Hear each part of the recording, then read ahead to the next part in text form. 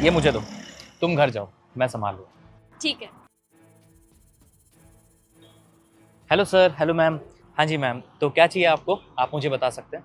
बेटा तू बता, तू क्या खाएगा? भैया दाल मखनी और रोटी कर दो। ठीक है सर। मम्मी देखा, ये लड़का उस लड़की के पैर छू रहा था। हाँ बेटा, पर पता नहीं क्यों छू रहा था, समझ नहीं आया। मुझे भी। एक काम करेंगे ना बेटा, जाते वक्त उससे जरूर पूछ लेंगे। भैया कितने पैसे हो गए आपके? अच्छा, क्या क्या था आपका? दाल मखनी और 4 रोटी। अच्छा, आपके 450 रुपये हो गए। अब बेटा मैं आपसे एक बात पूछ सकती हूँ, वो बाहर आप जिनके पैर छू रहे थे वो कौन है? अच्छा, वो एक्चुअली मैम वो मेरी धर्म पत्नी थी। क्यों, क्या हुआ? भैया मैंने आज तक ऐसा पति नहीं देखा जो अपनी पत्नी के पैर छूता है। दरअसल उनका पैर छूना तो बनता है ना, क्योंकि अगर आज वो नहीं होती तो शायद मैं किसी छोटी सी जगह पर काम कर रहा होता। हनी, तुम्हारा सपना था ना कि हमारा भी खुद का रेस्टोरेंट हो, अब तुम्हारा सपना बहुत जल्दी पूरा हो जाएगा। हाँ सपना तो था, लेकिन रेस्टोरेंट खोलने के लिए तो यार बहुत सारे पैसों की जरूरत है। उतने पैसे कहाँ है हमारे पास? अब उसकी टेंशन नहीं है, पैसा नहीं है तो क्या हो गया, अब बहुत जल्द पैसा भी आने वाला है। तुम्हें पता है, आज ना मैं भैया से मिला था, क्योंकि वो लंच लेके नहीं आए थे आज, तो मैंने उनसे कहा कि आज हम बाहर ही खाना खा लेंगे।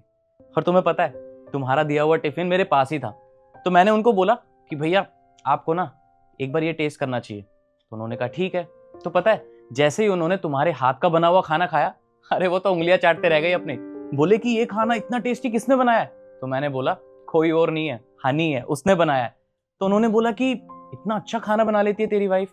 तो मैंने उनसे बोला कि हनी ने होटल मैनेजमेंट का कोर्स किया हुआ है। तो उनके मन में ना एक डाउट आया कि अगर इतना अच्छा कोर्स तेरी वाइफ ने किया हुआ है तो तुम लोग अपना रेस्टोरेंट क्यों नहीं खोलते? तो बस मैंने उनको हमारी प्रॉब्लम बता दी कि भैया अभी हमारे पास पैसे नहीं है। तो यू कांट इमेजिन उन्होंने क्या बोला। उन्होंने कहा कि पैसे मैं दे दूंगा, तुम उसकी टेंशन मत लो। तो बस प्रॉब्लम सॉल्व। लेकिन तुषार, अगर हम लोग अपना रेस्टोरेंट खोल लेंगे तो फिर भैया के यहाँ काम कौन करेगा? मैंने भी भैया को यही बोला, तो उन्होंने कहा कि तू उसकी टेंशन मत ले, तेरे को जब भी टाइम मिले ना तो मेरे रेस्टोरेंट में आके काम कर लियो, और उसकी मैं पूरी सैलरी दूंगा तुझे। अरे तुषार, ये तो बहुत अच्छी बात है। और भैया ने तो ये भी कहा कि मैं लोगों से गर्व से बोलूंगा कि जो मेरे यहाँ पे काम करता है वो एक रेस्टोरेंट का मालिक है।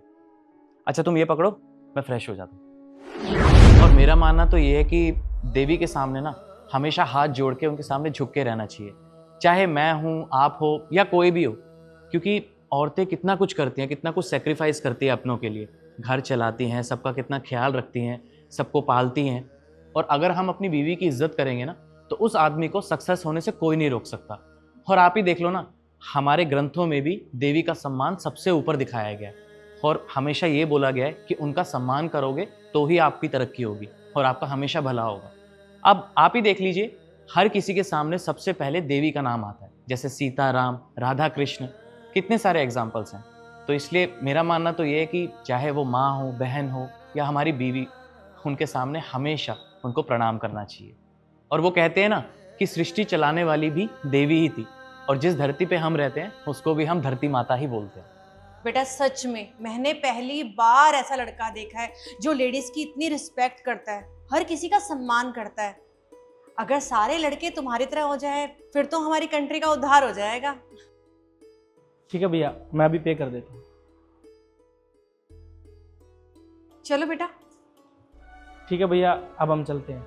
धन्यवाद, आते रहिएगा।